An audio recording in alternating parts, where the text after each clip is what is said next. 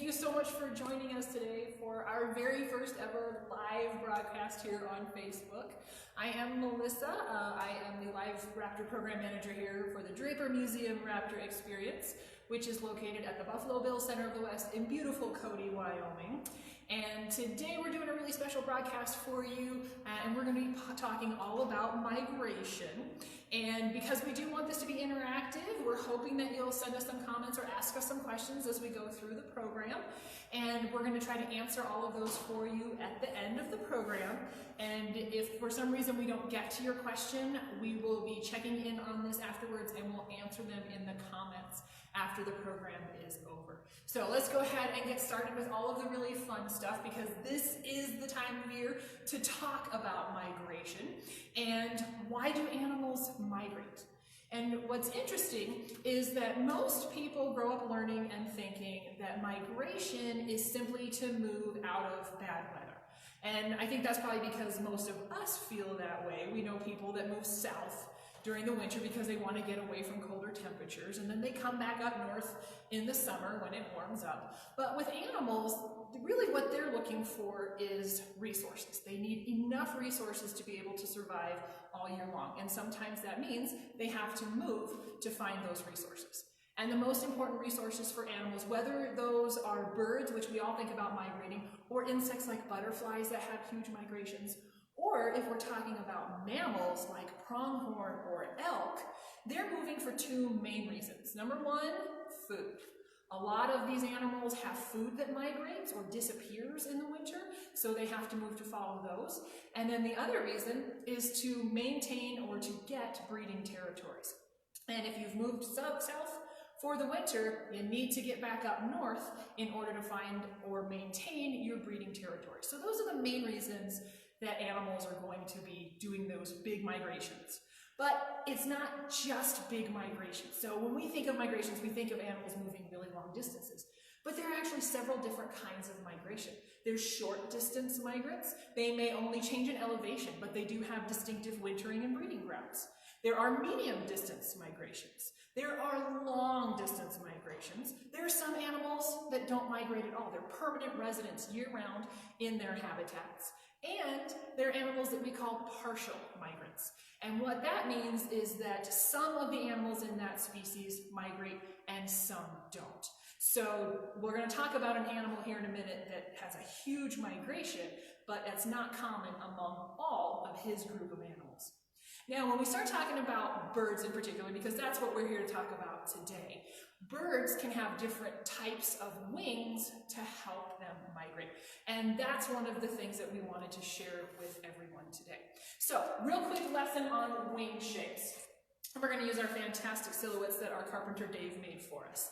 So the first silhouette that we have, just among raptors, there are lots of different wing shapes out there. And each wing shape has a specific purpose. So this wing shape right here, this is a silhouette from a buteo, which is what we would consider to be the soaring hawks.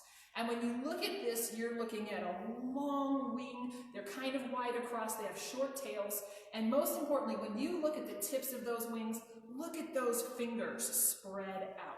That's really important. These big, wide wings and those fingertips, they help with lift. This is what keeps these birds up in the air. So birds with this type of wing shape, you can often see them soaring. They'll ride on thermals and glide through the skies for hours at a time. Lots of hawks, eagles, turkey vultures are known for having these kinds of wing shapes. So that's the buteo wing shape right there. Now similar, but not quite the same, are accipiters. Accipiters are another type of hawk. We have 3 different kinds of accipiters here in North America. And even though this bird is similar, the wings look kind of the same. They're not as big, they're not as broad. The fingertips aren't as wide or as noticeable.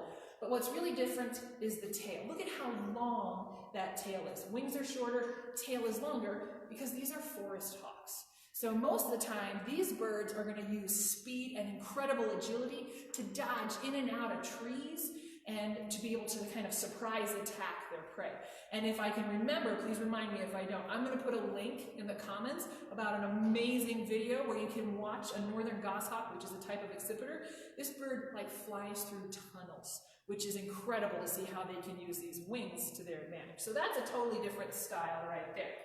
Now, another one of the raptors with an interesting wing shape are going to be our falcons. And this is a silhouette from an American kestrel, which is North America's smallest falcon. And these birds are different. If you look at that wing, it doesn't look the same at all. So instead of being wide, almost rectangular with fingers at the end, it's almost pointed. They're a lot more angular, they're very aerodynamic, they're very smooth, and that's because these birds aren't designed for soaring. They're designed for speed. Falcons are the fastest animals on the planet, and the fastest birds all have this specific wing shape. Swifts and swallows are other birds that have that same style of wing. So instead of focusing on these big fingertips and these wide wings, they're going to have wings that are made specifically to help them be fast. And that's important for their style of flight and their style of hunting. Now, totally different from all the rest of them are what is probably a lot of you guys' favorite bird, and that's going to be the owls. And when you look at an owl silhouette, this one's great horned owl, it's totally different. The wings on owls are huge compared to the size of their bodies. And owl feathers are different in general. They have pretty short tails, and that's because very few owls are active hunters. So they're not chasing down their prey. Most owls are nocturnal, not all of them, but most of them, and they like to use stealth to sneak up and surprise their prey. So when they come down out of a tree to catch their dinner, they're not moving fast, they're not circling high above for a long period of time watching. They're sitting in a tree or on top of a building, and they're waiting so that they can glide down and pounce. So they have huge wings for the size of their bodies, and their feathers are much, much different. They're very soft, they're very flexible, and they're designed to be silent. So just among raptors, you can see there are lots of different kinds of wing shapes that will help these birds not just fly, but also migrate if that species happens to be a migratory bird. Now, migration is a huge deal to birds and to any animal that migrates. And it's probably the most challenging time in a bird's life. It's the most dangerous point in their year as well. So if you think about it, if you're gonna move from one area, maybe across a country to another, what kind of challenges would you face? Being a wild animal is difficult on a good day. But when you're facing migration, where you may be traveling thousands of miles, some of these animals don't eat at all on their migration route. Can you imagine going a week or a month without any kind of food? I know I can't, but some of these animals will do that. So a lot of their challenges are going to be along the way. That might be weather. So if you think about if you're driving across country and suddenly you have a tornado warning ahead, you're going to have to avoid that area. These animals, the birds, the pronghorn, they don't get warnings about weather. So weather can have a huge impact on their migration. The other things that are really important are food and shelter. If you are one of the birds that's eating as you go, is there going to be enough food for you as you're moving your way down to your wintering territory? So that can be a huge issue also. Now, shelter, some birds do migrate at night and some don't. But no matter what, you're going to have to rest at some point. So you need a place that's safe for you to rest. Well, what happens if you're flying along and that great, huge wilderness area that you used to rest in is suddenly gone and it's replaced by buildings? That's a big problem for birds as well. And unfortunately, we happen to be the biggest problem of all. We put those buildings there. We don't, luckily, have that huge of an effect on the weather. Hopefully, we're not out there causing tornadoes randomly. But we do have things like wind turbines, vehicles. We put out poisons to try to get rid of other animals, and we don't necessarily always think of the consequences. So birds are going to be facing all kinds of challenges on this huge ordeal that they tackle maybe twice a year, every year for their entire life. So migration is a big and scary ordeal for a lot of them. Now, before we get too much further, we want to introduce you to our special guest today. And we are bringing one of our ambassador animals who happens to make a huge migration across North America, and that is our Swainson's hawk, Hayden. Now, Swainson's hawks are actually really well known because of the migration that they do. Swainson's hawks are prairie hawks. They like open spaces. So you can find these birds along the Great Plains from Canada all the way down into Mexico. That's their breeding grounds. So they spend their summers up here in the northern areas, and we get to see these guys a lot if we're in open areas. They love agricultural fields, big meadows and prairies, those kinds of things. And these birds love to be up here because we have the resources they need. We have that wide open space, and we have the food they need, not only to feed themselves, but to feed their young. So Swainson's hawks, in the summer, these birds are going to feed their babies things like rodents, mice and voles, rats, ground squirrels, that kind of stuff. Reptiles as well, because you can find quite a few of those out there on the prairie. They do occasionally eat some smaller birds, and what they really, really love are insects. They love to eat grasshoppers. In fact, the nickname of this bird, one of the nicknames, is the grasshopper hawk. Now, it takes too many grasshoppers to be able to feed your babies, but if they're not focused on the babies at that moment, that is probably the favorite food of Swainson's hawks across their territories. Now, because they love those grasshoppers so much, these birds need to migrate. And if you think back to why these birds are migrating, it's going to be for food or for their breeding territories. So when summer is over, their chicks are grown up enough that they've left the nest, it's time for Swainson's hawks to follow their food south. And what's really amazing about Swainson's hawks is that almost every single Swainson's hawk in the world will travel to the same general area. These birds gather by the tens of thousands, sometimes even the hundreds of thousands, on the Pampas, which is the plains of Argentina. So these birds will be seen, and they travel actually, and they do their migration in huge flocks. So they actually get to be a bit social for that one time of the year or 2 times of the year. Whereas when they're raising their babies, they're incredibly territorial. They won't tolerate another Swainson's hawk other than their partner right there in their specific space. But when they're traveling, they do gather in groups. And on their wintering grounds, you can see these guys in huge mass numbers. And that's because there's enough resources in a small space to sustain them all. So that tells you how many grasshoppers and mice and voles and other things there are to eat down there on those open grasslands in South America, because that's where these birds love to go. Now, another interesting thing is to know that even though almost every single Swainson's hawk in the world will travel for migration all to one area, not every hawk is going to do that. So here in Wyoming, we have two hawks that spend their year all year here. And that's our red-tailed hawks and our ferruginous hawks. But red-tailed hawks happen to be one of those that are partial migrants. So some of them are going to move south for the winter and come back up north for their breeding grounds. Now, in our area specifically, we don't know if the hawks that we see in the winter are the same individuals that we see in the summer. We don't have the research on that at this point, but we do know that we see red-tailed hawks year-round in Wyoming, which is kind of fun. But you're not going to see Swainson's hawks unless it's something really miraculous in the winter in Wyoming. So what causes that difference? What makes red-tailed hawks stay and Swainson's hawks decide that they need to leave? They have to travel. And by the way, Swainson's hawks, if they're going from the plains of Canada all the way down to Argentina, those birds are traveling more than 10,000 kilometers. That's more than 6,200 miles one way on this migration. What makes them do that? Again, we look back to why they migrate. They're moving for their food.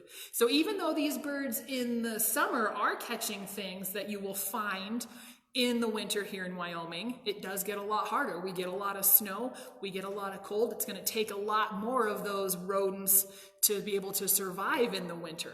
So for Swainson's hawks, it makes more sense for these birds to take all of that risk and travel thousands of miles one way for a guaranteed supply of food when they head south. Red-tailed hawks, however, their diet is far more diverse. So they can find lots of food year-round if they stay. And the benefit of staying is that you're closer to your breeding territory. So if you had a really good spot last summer, you don't want to give that up. And if you can stay close, come spring, you're right there to start defending that territory from other hawks that might be looking into your nesting spot. So now that you know a little bit more about what Swainson's hawks eat and why it's so important that they migrate, you probably can already tell us why these birds are so important in our ecosystem. And basically, it's because of their diet. You are looking at amazing pest control. If you think about the hundreds of thousands of Swainson's hawks that are going to gather on the pampas of Argentina, if they weren't there to do that, how many more billions of grasshoppers would there be to overcome our fields? And we spend billions of dollars on pesticides every year to try to do what these guys do naturally. And not only do we not want those pests eating our supply of our foods, but we also don't want those pests around because they do cause a lot of problems health-wise. Rodents in particular spread a lot of diseases. So when we have birds like Swainson's hawks and red-tailed hawks and golden eagles and great horned owls, all of those birds out there eating pest animals, they're reducing the amount of disease that can be spread. They're keeping those pest populations under control so that we are going to benefit from everything that they do for us. So that is an introduction to Hayden, our Swainson's hawk. And for those of you that are familiar with our program, you probably know that all of the birds that are here at the Raptor Experience are here because they have a disability. Hayden's is not quite as obvious unless you catch the right angle on him. Hayden came to us from our friends down at Teton Raptor Center in Wilson, Wyoming. Hi guys, if you're watching. And Hayden ended up there after he was hit by a car. He suffered a lot of damage to his pelvis. In fact, it fractured. And even though the fracture healed, he suffered nerve damage in his tail. So that tail is really important for a flying animal. And unfortunately, he doesn't have the maneuverability in his tail to fly properly and be able to survive on his own in the wild. So that's why Hayden lives here with us at the Center of the West. So we're getting close to being at the end here, so we're going to let Hayden slide off camera, and Brandon's going to check and see if we have any questions coming in. But in the meantime, we also want to touch on how you can help with migration, whether that's the songbirds in your backyard, and I know we're starting to see birds show up that we haven't seen in quite a while, and hopefully you are too. But how can you help these birds have a better migration, a safer migration? And there are some simple things that you can do. If you've got feeders in your backyard, make sure you're keeping them full right now, and make sure you're keeping them clean. The birds can spread disease between each other, so if you have a sick bird that comes to your feeder, that can affect all the birds. So make sure that you're keeping those clean, and make sure that you provide fresh water for them as well, and keep those water pans clean too. Now, some other things that you can do. I know I have a really long commute. I drive 60 miles one way to get to work every day. And my way of helping out is to be more observant. And I know the hot spots of where wildlife cross on my commute. And I also slow down when I get to those areas. A lot of our tourists that are coming through to go to Yellowstone National Park are shocked when they see that the speed limit getting into the park is only 50 miles an hour. And what they don't realize is that the wildlife starts before the park entrance. So the speed limit is reduced because you have a much better chance of interacting, and not in a good way, with wildlife as you're getting closer to the park. So if you know those are hotspot areas, slow down, pay attention, and watch for wildlife that might be crossing your road. Now, another thing that you can do to help on those roadways, our 11 birds, 7 of them either were or most likely were hit by vehicles, and there are things that you can do as well. One of the things I used to love to do when I was a kid is we were driving along and I'd finish eating an apple and I would throw my apple core out the window because I'm feeding some animals. It's not pollution because somebody can benefit from it. But what I never thought of until somebody else pointed it out is that I'm bringing those animals closer to the road, and that's where the danger is. So that's another thing that you can do. Otherwise, helping the planet in general. So do what you can to reduce, reuse, and recycle, and to help keep our planet as healthy as possible. So, in the meantime, I want to thank you all so much for joining us today. I hope you enjoyed